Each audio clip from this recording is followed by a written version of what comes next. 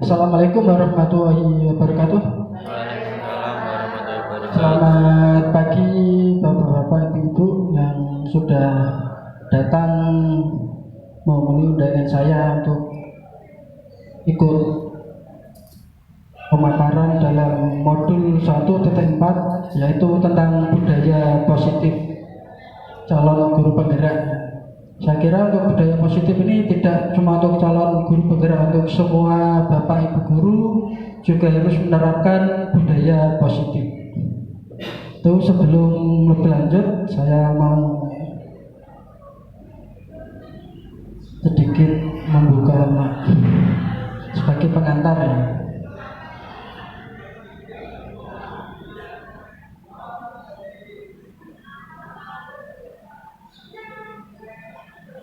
Oke, ini saya dapat kata-kata ini waktu rukol kemarin, nasihat Gus Dur tentang kopi.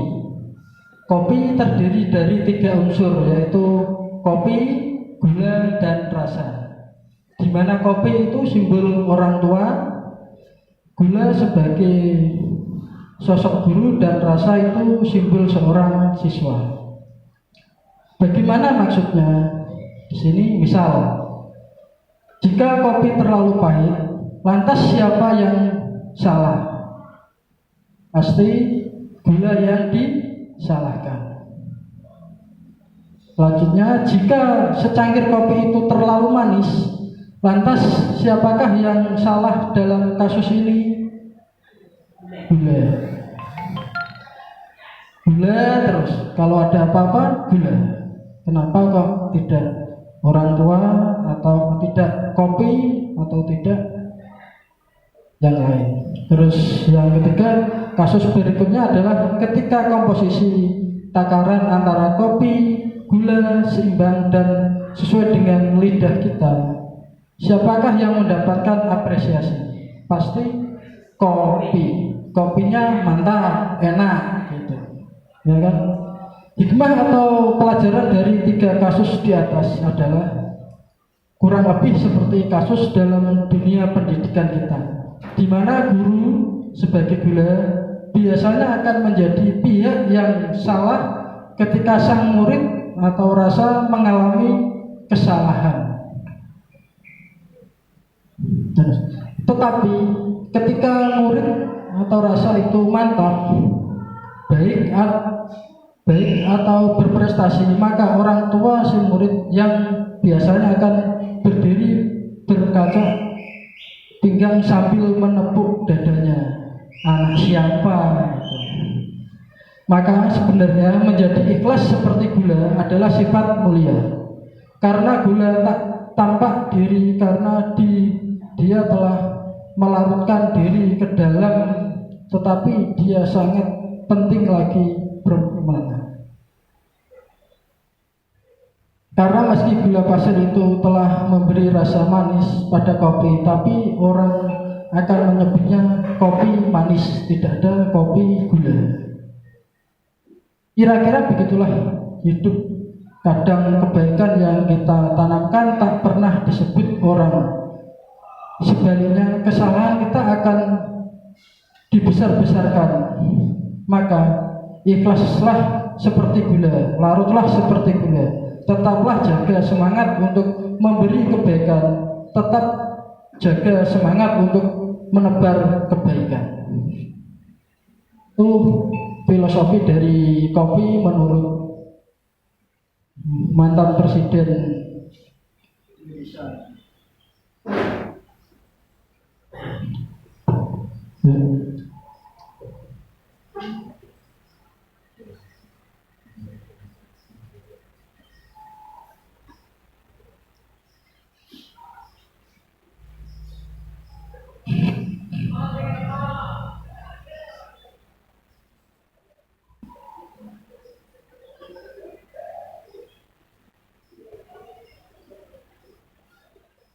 Selanjutnya, tujuan pendidikan. Menurut Ki Hajar Dewantara, tujuan pendidikan adalah menuntun segala kodrat yang ada pada anak agar mereka dapat mencapai keselamatan dan kebahagiaan yang setinggi-tingginya. baik sebagai manusia maupun sebagai anggota masyarakat. Oleh sebab itu, pendidik itu hanya dapat menuntun tubuh atau hidupnya kekuatan kodrat yang ada pada anak-anak agar dapat memperbaiki lakunya, bukan dasarnya hidup dan tumbuhnya kekuatan kodrat anak.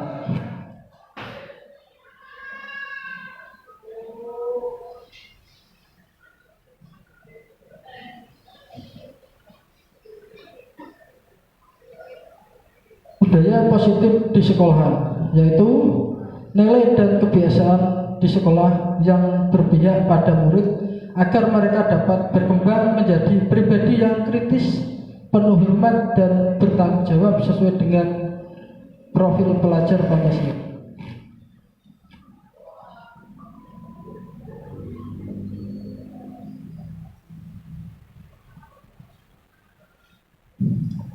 Konsep utama budaya positif yaitu perubahan paradigma belajar.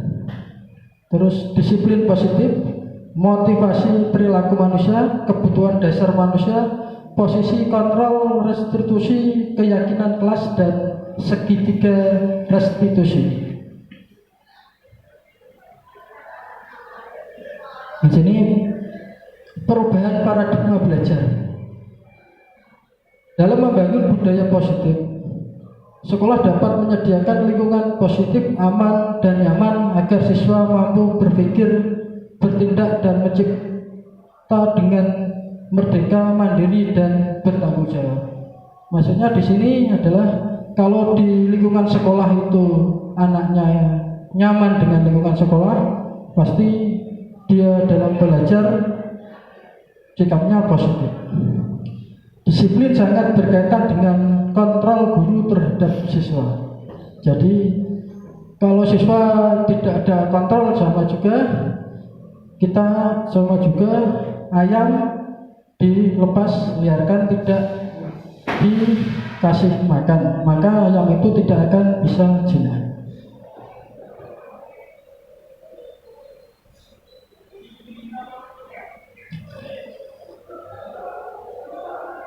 Kegiatan kepala tangan, ada A dan B.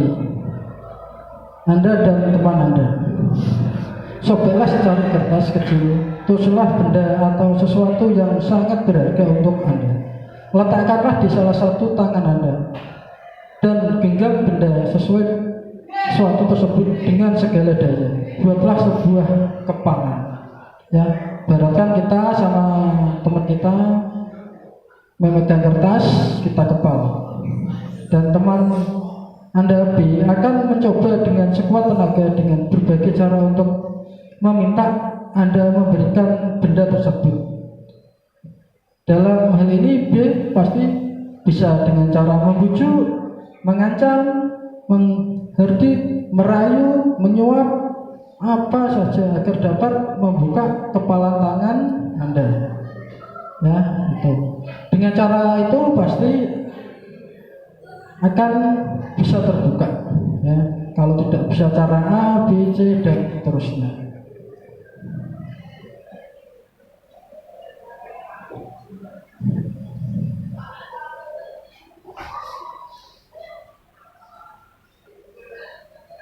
Menurut Dr. William Glasser dalam kontrol teori yang kemudian hari berkembang dan di mana West teori meluruskan beberapa miskonsepsi tentang makna kontrol. Nah, di sini ilusi guru mengontrol murid. Yang berikutnya ilusi bahwa semua penguatan positif efektif dan bermanfaat. Ilusi bahwa kritik dan membuat orang merasa bersalah dapat menguatkan karakter. Ilusi bahwa orang dewasa memiliki hak untuk memaksa.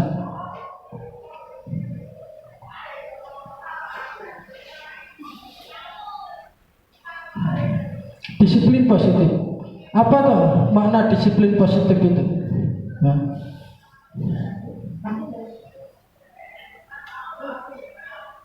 Disiplin berasal dari bahasa Latin disciplina yang artinya belajar. Mana asal dari kata ini berkonotasi dengan disiplin dari murid, disiplin diri membuat orang menggali potensi menuju sebuah tujuan apa yang dihargai. Namun dalam budaya kita makna kata disiplin telah berubah menjadi sesuatu yang dilakukan seseorang pada orang lain untuk mendapatkan kepatuhan. Kecenderungan umum adalah menghubungkan kata disiplin dengan ketidaknyamanan, bukan dengan apa yang kita hargai atau pencapaian suatu tujuan yang mulia.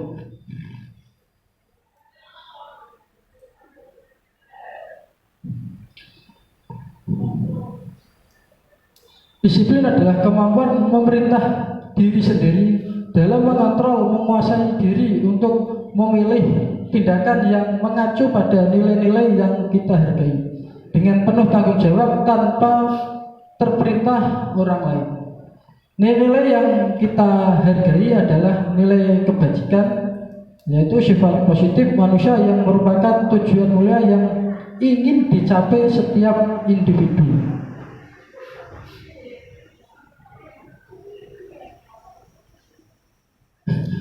Oke, nilai-nilai atau prinsip mulia yang dianut seorang. Terus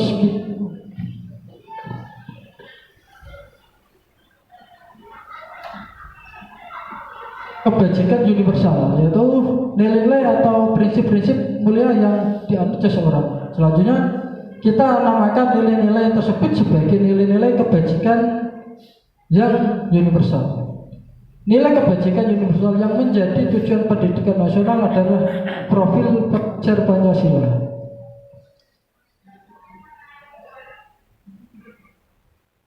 Kebutuhan dasar manusia, realitas kebutuhan setiap orang berbeda. Kita harus berusaha memahami pandangan orang lain tentang dunia. Setiap orang memiliki gambaran yang berbeda, karena manusia memiliki dunia berkualitas masing-masing.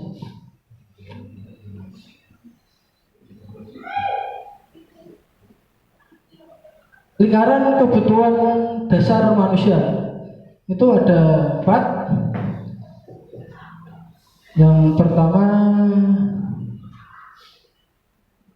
bisa, dan di sini mengimplementasikan materi JKP di sekolah. Ya, untuk nantinya saya bedah di slide berikutnya. Untuk bebas, di sini bebas belajar dengan teman sejawat dan upgrade diri. Senang itu bisa healing dan bisa belajar yang menyenangkan. Diterima, disayang itu biasanya ada di dalam keluarga dan teman-temannya atau bapak dan bapak guru.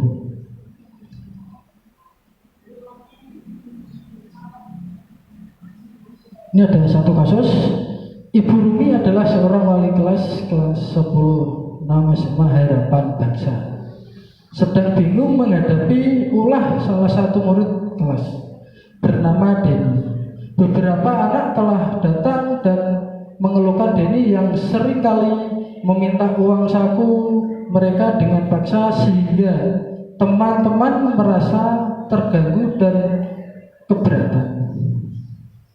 Uang tersebut ia gunakan untuk membeli makan siang di kantin. Jika Anda menghadapi situasi seperti Bu Rumi, apa yang akan Anda lakukan? Menurut Anda, kiranya apa alasan Denny melakukan hal itu?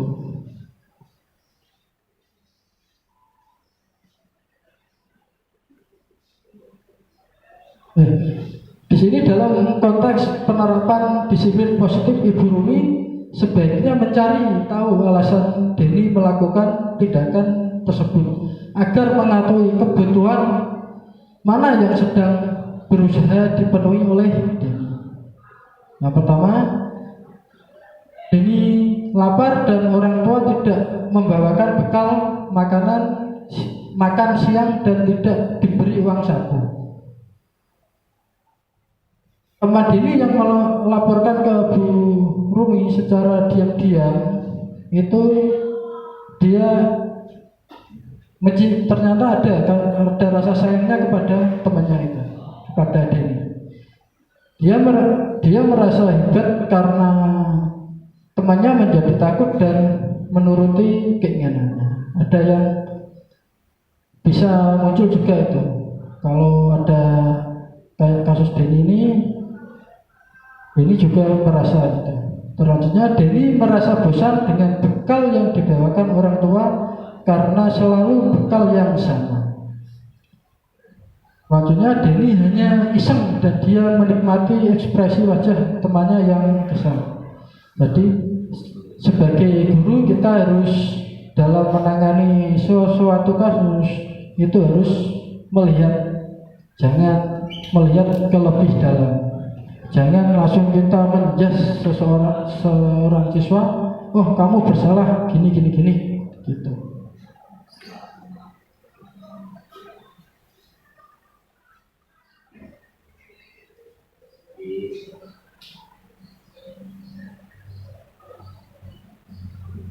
Posisi kontrol dan restitusi. Indah kurang, dan sini adalah ada satu kasus, Indah kurang menguasai pelajaran matematika sehingga pada saat pelajaran berlangsung dia lebih banyak berdiam diri atau menggambar di buku pelajaran. Pada saat guru matematikanya Pak Eko menanyakan pertanyaan kepada Indah, dia menjadi gugup dan tak sengaja menjatuhkan tasnya dari kursi, serta ia tiba-tiba menjadi gagap pada saat berupaya menjawab. Seluruh kelas pun tertawa melihat perilaku Indah yang bicara tergagap dan terkejut tersebut. Pak Eko pada saat itu membiarkan teman-teman Indah menertawakan Indah yang tergagap malu luar biasa, dan malahan minta Indah untuk maju ke depan dan berdiri di depan kelas sambil menunjuk hidung karena tidak bisa menjawab pertanyaan. Kelas menjadi gaduh dan anak-anak tertawa melihat Indah. Di sini kalau kita sebagai guru melihat kasus kayak gitu, kita sebagai guru kalau melihat kasus kayak itu, apakah kita itu setuju dengan tindakan Pak Eko? Terus menurut kita tindakan Pak Eko terhadap Indah itu hukuman atau konsekuensi? Ya, kalau ada kasus kayak gini itu termasuk hukuman.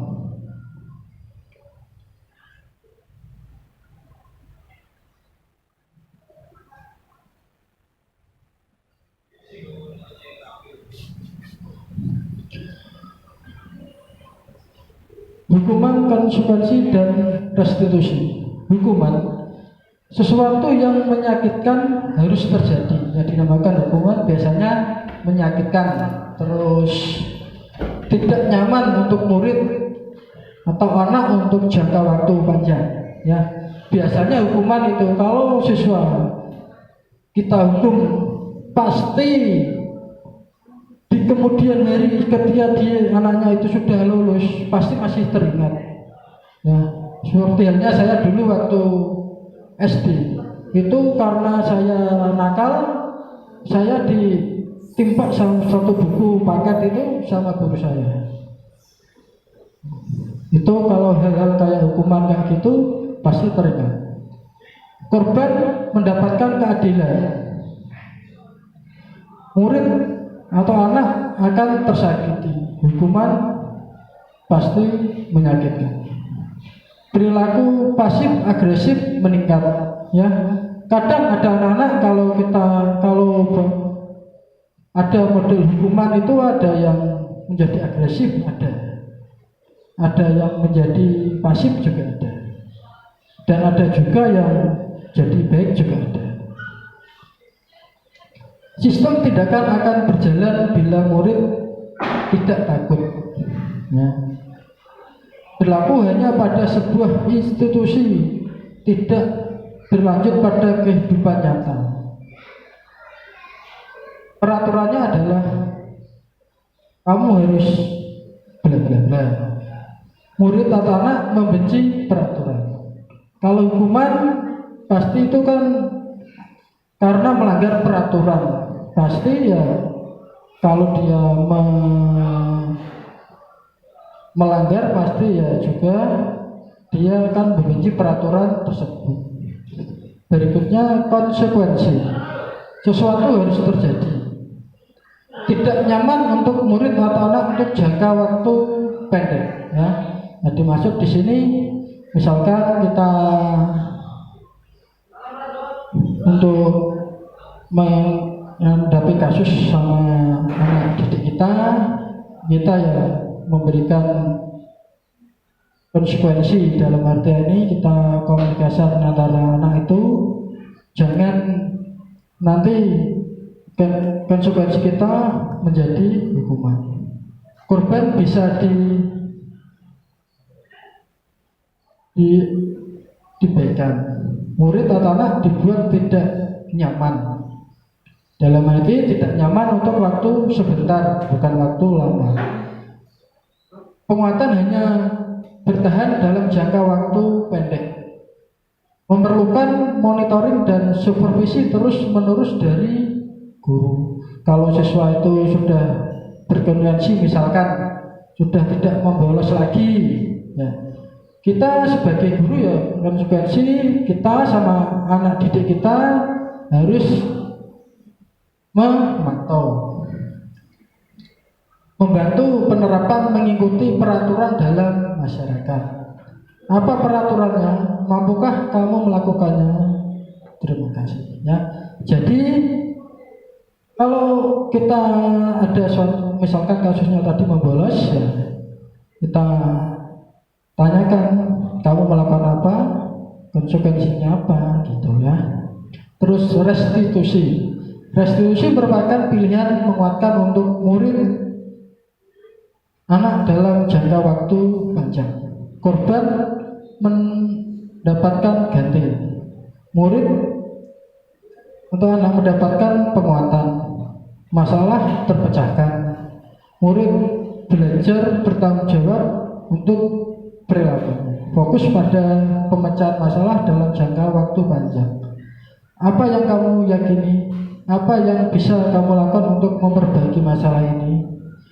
Murid atau anak menghormati dirinya dan orang lainnya. Jadi di sini setelah konsekuensi itu kita ke retribusi. Retribusi ya keyakinan, ya, agar kita memberikan misalkan teguran kepada siswa kita tidak membenci kita.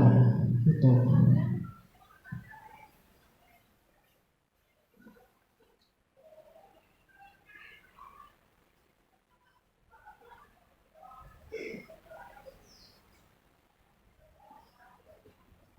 Selanjut untuk hukum, konsekuensi dan restitusi.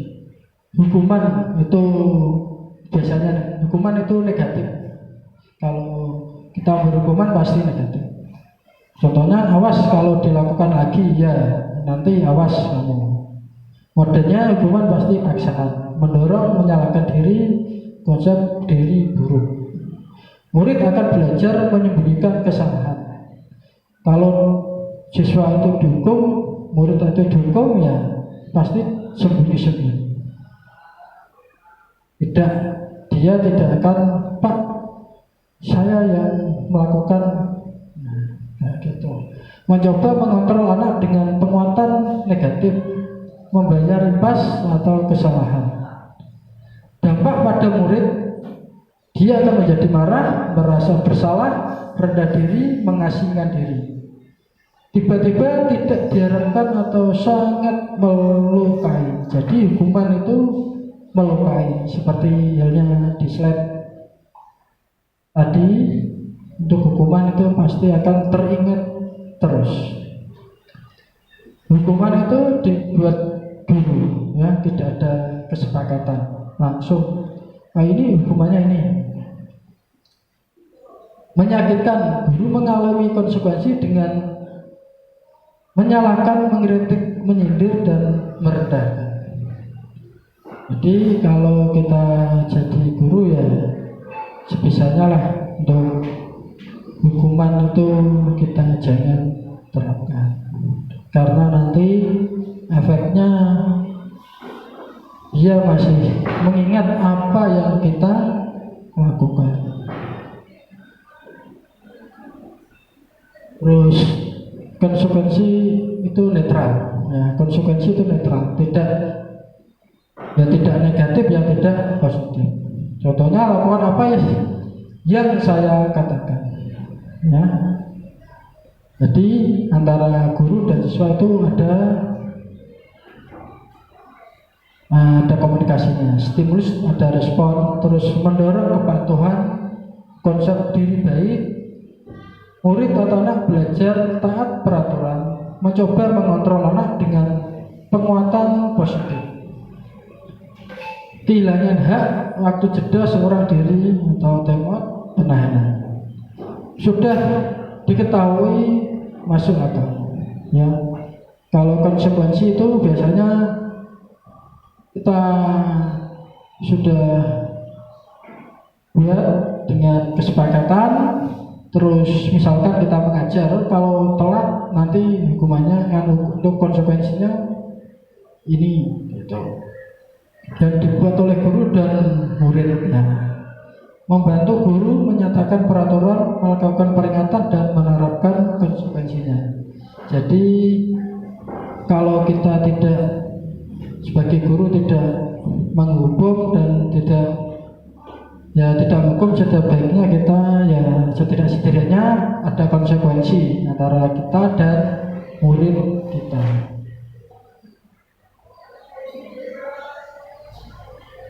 Restitusi positif. Apakah hal ini yang sesungguhnya ingin kamu lakukan? Teori kontrol. Jadi ada kontrolnya juga. Mendorong disiplin positif, konsep diri kuat, murid anak belajar memecahkan masalah, anak paham bahwa dirinya sendiri yang pegang kendali kontrol. Murid atau anak tidak kehilangan waktu, namun bersemangat untuk memperbaiki diri. Berupa undangan untuk mengadakan restitusi dibuat oleh murid atau anak, ya. Menguatkan guru menyebut keyakinan kelas membimbing kerangka acuan berpikir restitusi murid anak, ya. Jadi kalau restitusi itu bertolak belakang dengan hukuman. Kalau hukuman itu dari guru, kalau restitusi itu peraturannya dari murid sendiri.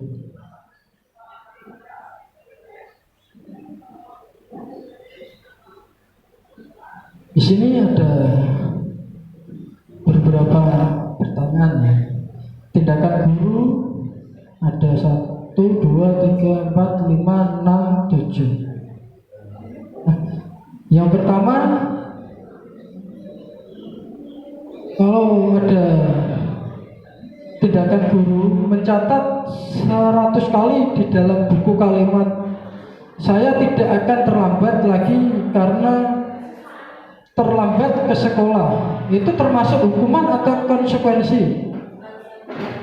Konsekuensi, ya. Untuk lari mengelilingi lapangan basket 2 kali karena terlambat hadir. Murid diminta untuk push up 15 kali. Menggantikan kertas tugas teman yang telah dicoret-coret. Membersihkan tumpuan air di meja tulis karena tersenggol pada saat belajar. Konsekuensi. Murid disuruh untuk mengenakan sepatu murid disuruh untuk tidak mengenakan sepatu seharian di sekolah karena tidak mengenakan sepatu hitam. Konsekuensi. Lari mengelilingi lapangan basket 2 kali karena terlambat 10 menit untuk pelajaran berikutnya. Oke, itu jawaban saya.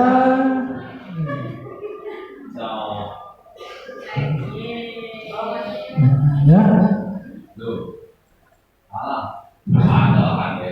Ya, untuk mencatat itu kan biasa kalau ada bapak guru hukuman.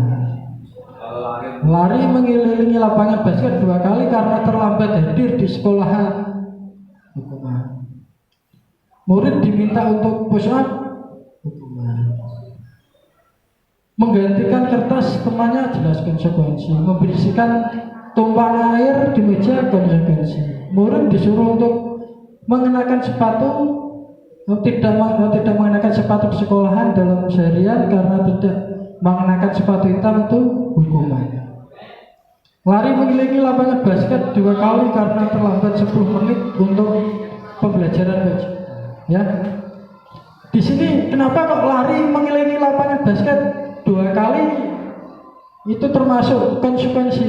Nah, itu bedanya di keterlambatannya 10 menit. Biasanya itu sudah ada konsekuensinya antara kita sama dengan murid kita.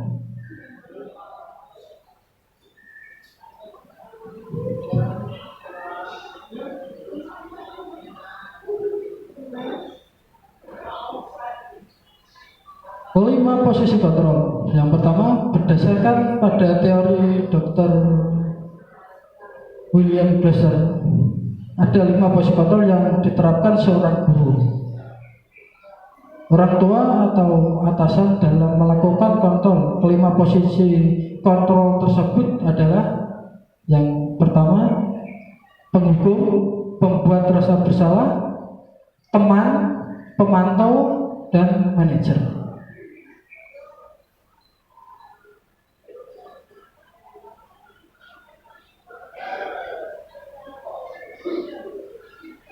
Seorang penghukum bisa menggunakan hukuman fisik maupun verbal. Orang-orang yang menjalankan penghukum, ya ini. Tadi kan ada 5 penghukum dulu. Seorang penghukum bisa menggunakan hukuman fisik maupun verbal. Orang-orang yang menjalankan posisi penghukum senantiasa mengatakan bahwa sekolah memerlukan sistem atau alat yang dapat lebih menekan murid lebih dalam lagi. Penghukum, nada suaranya pasti tinggi, bahasa tubuh, mata melotot, ya. Kalau kita kadang lihat teman kita ada yang matanya itu melotot, itu pasti baru marah. Dan jari menunjuk-nunjuk, mengerti. Hasilnya bagaimana kalau menghukum kayak gitu? Kemungkinan murid itu marah dan dendam atau bersifat agresif. Kalau kita biasa kalau menghukum, pasti anak-anak kita itu jadi agresif atau pendendam, ya. Ada tipenya, ada yang agresif, juga ada yang pendendam. Bisa jadi sesudah kembali duduk, murid tersebut akan mencoret-coret bukunya atau meja tulisnya. Lebih buruk lagi, sepulang sekolah murid melihat motor atau mobil bapak ibu guru akan menggores kendaraan tersebut dengan paku, ya. Pasti setidaknya yang saya catat ini itu, ya, kalau kita memberi hukuman, ya akan terjadi hal-hal yang kayak begitu.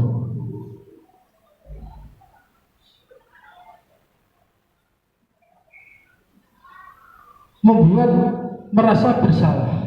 Pada posisi ini biasanya guru akan bersuara lebih lembut.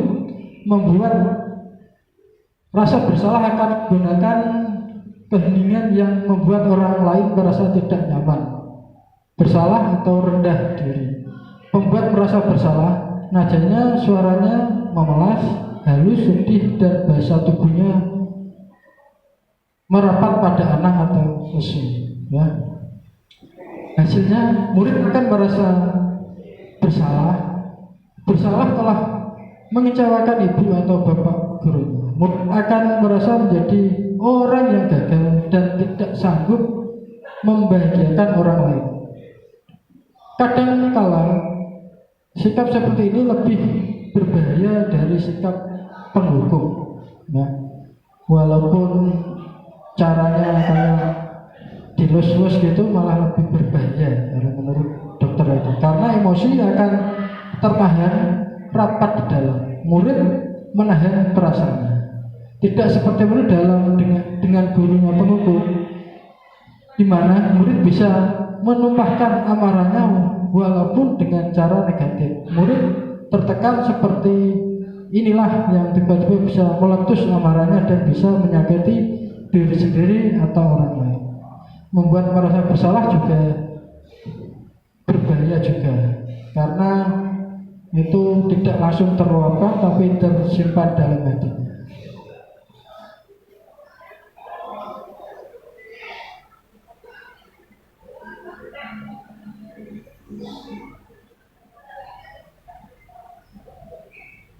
Sebagai teman, guru pada posisi ini tidak akan menyakiti murid, namun akan tetap mengontrol murid melalui persuasi. Posisi teman pada guru bisa negatif ataupun positif. Ini berupaya hubungan baik yang terjadi antara guru dan murid. Guru di posisi teman menggunakan hubungan baik dan humor untuk mempengaruhi seseorang. Teman, nada suaranya pasti ramah, akrab, bercanda, bahasa tubuhnya merapat pada murid, mata dan senyumnya jenaka. Kalau menggunakan metode teman itu, maka hasilnya murid akan merasa senang, akrab dengan guru. Ini termasuk dampak yang positif. Hanya saja di sisi negatif, murid menjadi tergantung pada guru tersebut. Bila ada masalah, dia merasa bisa mengandalkan guru tersebut untuk membantunya. Akibat lain dari posisi teman, murid hanya akan berbuat sesuatu bila yang menyuruh guru tersebut dan belum tentu berlaku sama dengan guru yang lain, ya. Jadi kalau kita biasa akrab sama siswa, itu siswa kita biasanya kalau ada apa-apa itu menemui kita. Nah, ada baiknya juga, tapi negatifnya ya kayak di ketergantungan.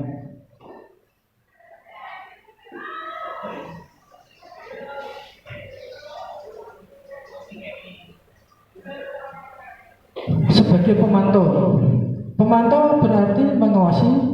Pada saat kita mengawasi, kita bertanggung jawab atas perilaku orang yang kita awasi. Posisi pemantau berdasarkan pada peraturan-peraturan dan konsekuensi. Dengan menggunakan sanksi konsekuensi, kita dapat memisahkan hubungan pribadi kita dengan murid sebagai seseorang yang menjalankan posisi pemantau. Pemantau atau itu biasanya nadanya suara datar, bahasa tubuhnya ya formal. Kalau kita mendekati kasus dengan pemantau, hasilnya akan murid memahami konsekuensi yang harus dijalankan karena telah melanggar salah satu peraturan sekolah. Guru tidak menunjukkan sesuatu emosi yang berlebihan, menjadi marah atau membuat merasa berbuat salah. Murid tetap dibuat tidak nyaman, yaitu dengan harus tinggal kelas pada waktu jam istirahat dan mengerjakan tugas. Guru tetap harus memantau murid pada saat mengerjakan tugas di jam istirahat karena murid tidak bisa ditinggalkan seorang diri.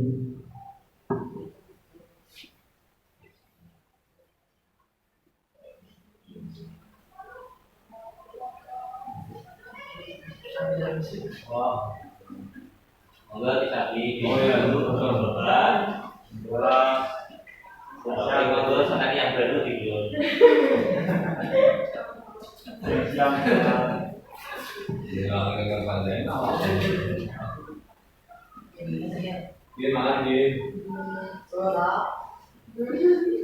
Manajer, ya. Selanjutnya manajer adalah posisi di mana guru berbuat sesuatu bersama dengan murid, mempersilahkan murid mempertanggungjawabkan perilakunya, mendukung murid agar dapat menemukan solusi atas permasalahan dirinya sendiri. Seorang manajer telah memiliki keterampilan di posisi teman maupun pemantau, dan dengan demikian bisa jadi waktu tentu kembali kepada kedua posisi tersebut bila diperlukannya. Jadi seorang manajer itu sudah mampu untuk tadi sebagai teman dan pemantau. Namun bila kita mengingatkan murid kita menjadi manusia yang merdeka, mandiri dan bertanggung jawab, maka kita perlu mengacu kepada restitusi yang dapat menjadikan murid kita seorang manajer bagi dirinya sendiri, di mana manajer atau murid diajak untuk menganalisis kebutuhan dirinya maupun kebutuhan orang lain.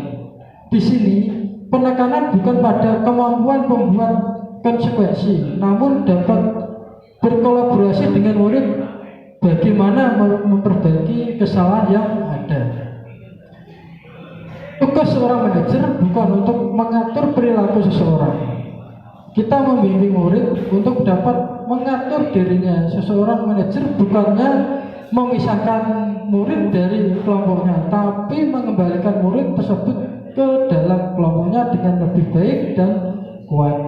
Manajer nadanya suaranya tulus, bahasa tubuhnya tidak kaku, mendekat ke murid. Bagaimana perasaan murid diperlakukan seperti ini pada posisi manajer, maka seorang guru sebaiknya tulus, tidak perlu marah, tidak perlu menginginkan suara, meninggikan suara, apalagi menunjuk-nunjuk jari ke murid, berkaca pinggang atau bersikap seolah-olah menyesal. Tampak sedih sekali akan perbuatan murid ataupun bersenda guru menempatkan diri sebagai teman murid. Fokus ada pada murid, bukan untuk membahagiakan guru atau orang tua. Murid sudah mengetahui adanya suatu masalah dan suatu perlu terjadi. Bila guru mengambil posisi pemantau, guru akan melihat apa konsekuensinya, apa peraturannya. Namun pada posisi manajer, guru akan mengembalikan tanggung jawab pada murid untuk mencari jalan keluar dan permasalahan tertentu dengan bimbingan guru. Jadi kalau kita ada suatu kasus, terus siswa itu kita bimbing bisa terselesaikan masalahnya, nah itu berarti kita sudah sebagai manajer. Kita sebagai manajer ya, sebagai guru ya harus bisa semuanya, jangan cuma salah satu.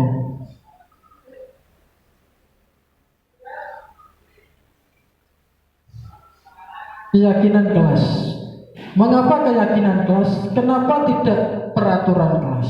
Nah, itu dua hal yang berbeda.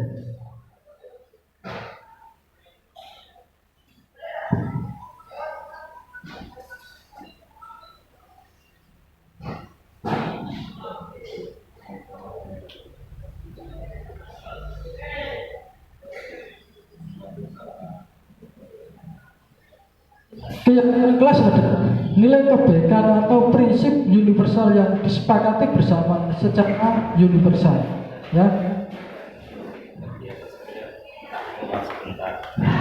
Lepas dari perbedaan agama, suku, negara, dan bahasa. Menurut Goshen, suatu keyakinan akan lebih memotivasi seseorang dari dalam. Ya, secara prinsip seseorang akan lebih bersemangat untuk menjalankan keyakinan daripada hanya sekedar mengikuti peraturan. Keyakinan itu sudah ada kesepakatan antara guru dan siswa.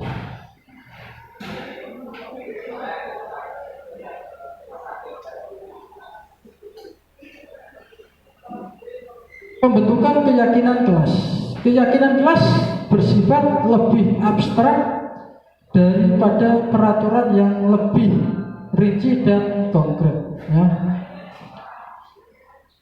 Keyakinan berupa pernyataan universal dibuat dalam bentuk kalimat positif. Jumlahnya tidak terlalu banyak agar mudah dipahami dan diingat. Sebaiknya menjadi hal yang dapat diterapkan di lingkungan kelas.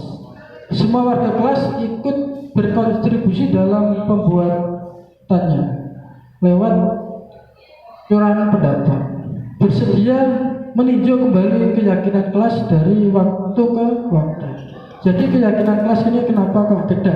Peraturan kelas tadi ya, kalau keyakinan kelas itu sudah dikomunikasikan antara seorang guru dan siswa. Jadi kedua belah pihak sudah menyepakati.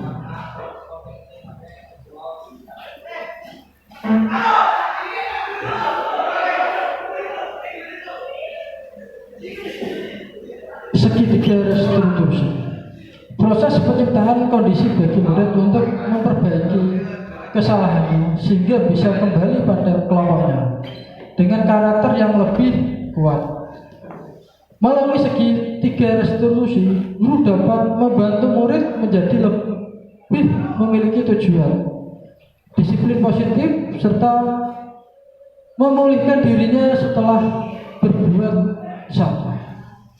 Membantu murid untuk jujur pada diri sendiri dan mengevaluasi dampak dari kesalahan yang dilakukan. Yang berikutnya, memberikan penawaran bukan paksaan. Dalam kasus ini, untuk penanganan kasus itu ada yang menggunakan segitiga restitusi. Untuk segitiganya gini. Itu di dalam segitiga itu ada validasi tindakan yang salah, terus menanyakan keyakinan, menstabilkan identitas. Ya. Di sini itu biasanya menstabilkan identitas. Dulu kita panggil anaknya, terus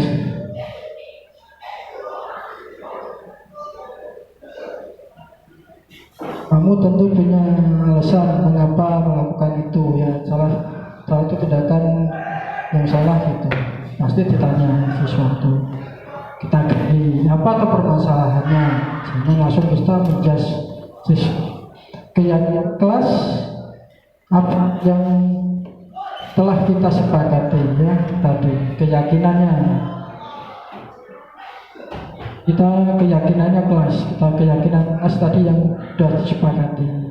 Terus kamu ingin menjadi orang yang seperti apa?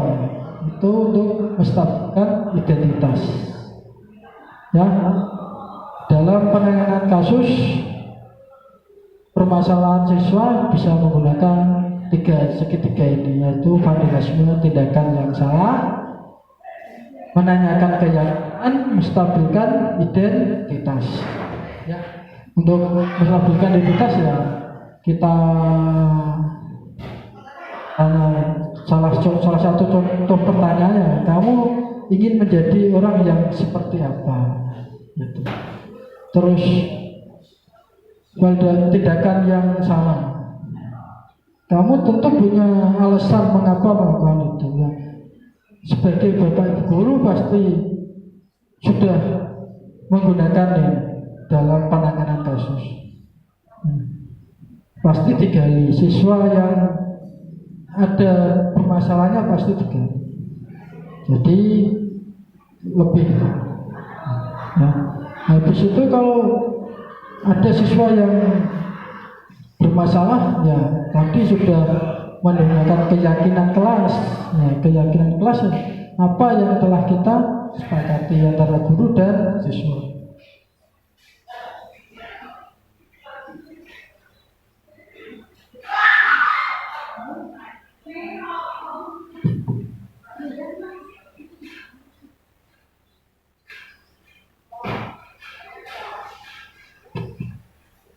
Ini untuk segitiga restitusi jabar lagi. Yang pertama tadi kan menstabilkan identitas. Untuk mengubah identitas anak dari orang yang gagal karena melakukan kesalahan menjadi orang yang sukses. Anak yang melanggar peraturan karena sedang mencari perhatian adalah anak yang sedang mengalami kegagalan. Dia mencoba memenuhi kebutuhan dasarnya. Namun ada benturan. Kalau kita mengkritik dia, maka kita akan tetap membuatnya dalam posisi gagal. Ya. Jadi kalau kita misalkan ada anak nakal, itu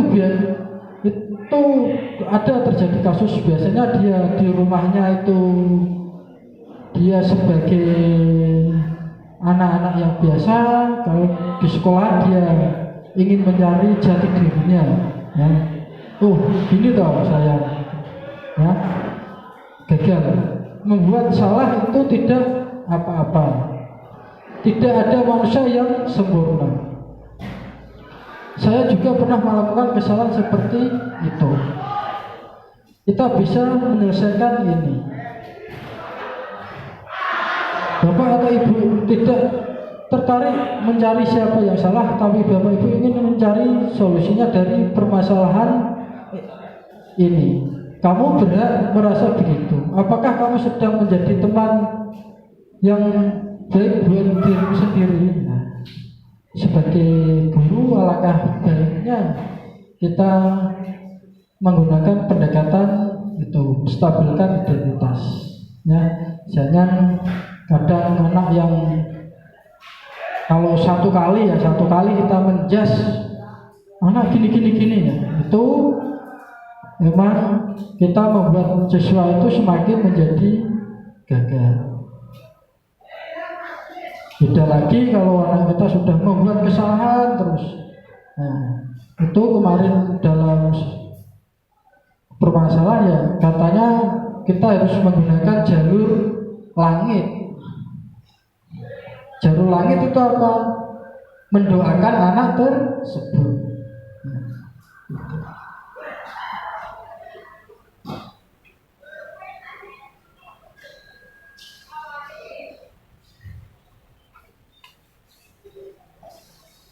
Yang segi restitusi berikutnya, validasi tindakan yang salah.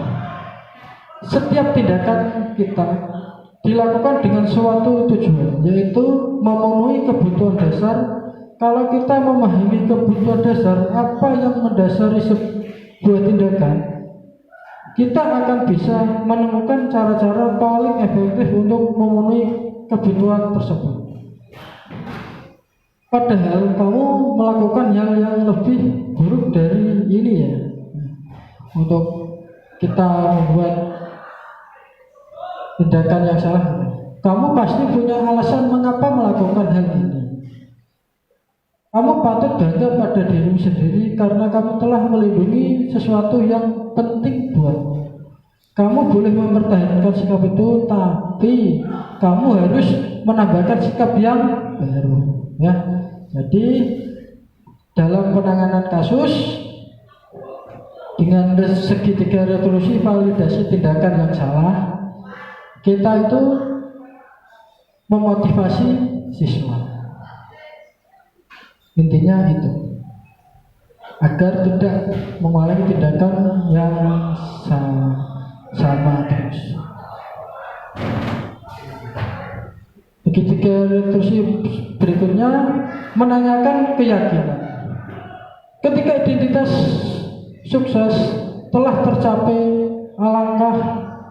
langkah pertama dan tingkah laku yang salah telah divalidasi, langkah kedua, maka anak akan siap untuk dihubungkan dengan nilai-nilai yang dia percaya dan berpindah menjadi orang yang dia inginkan. Apa yang kita percaya sebagai murid kelas atau keluarga? Apa nilai-nilai umum yang kita telah sepakati? Apa bayangan kita tentang kelas yang ideal? Kamu mau jadi orang yang seperti apa? Ya, hal-hal pertanyaan kayak gitu itu bisa kita gunakan dalam menanyakan keyakinan kelas. Penting untuk menanyakan ke anak kehidupan seperti apa nantinya yang mereka inginkan. Nah, jadi kita sebagai pendidik harus bisa memotivasi anak-anak kita. Apakah kamu ingin menjadi orang-orang yang sukses, bertanggung jawab, atau bisa dipercaya? Nah, sebagai pendidik lagi ya meyakinkan, untuk keyakinan itu kita tanamkan dia keyakinan yang positif, yang bertanggung jawab dan percaya diri. Karena bertanggung jawab dan percaya diri pasti dia akan menjadi siswa yang baik. Kebanyakan anak akan mengatakan iya, tapi mereka tidak tahu bagaimana caranya menjadi orang yang seperti itu. Guru dapat membantu dengan bertanya seperti apa jika mereka menjadi seorang seperti itu. Ketika anak sudah mendapatkan gambaran jelas tentang orang seperti apa yang mereka inginkan, guru dapat membantu anak tetap fokus pada gambar-gambaran tersebut, ya. Sebagai guru, sekali lagi kita harus bisa memotivasi siswa didik kita, ya. Seperti halnya kalau kita mengajarkan, ya, kita pasti memberikan contoh-contoh orang-orang yang sudah sukses, anak kakak-kakak kita yang sudah sukses. Pasti ya kan, siswa tersebut pasti akan hatinya akan terbangun.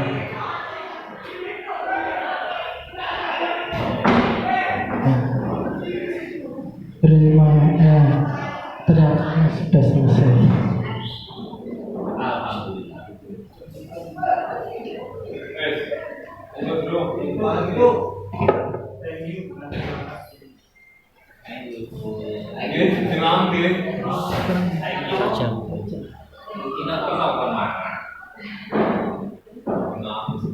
Ya,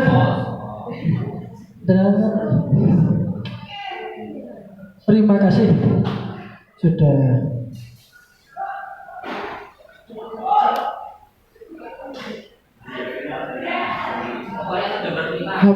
berpindah. Oke, demikian pemaparan saya tentang budaya positif, ya. Semoga kita sebagai pendidik pikiran kita selalu positif, ya. Itu aja dari saya. Apabila ada tutur kata yang tidak enak di hati Bapak Ibu guru, saya mohon maaf yang sebesar-besarnya. Akhirul kata, assalamualaikum warahmatullahi wabarakatuh.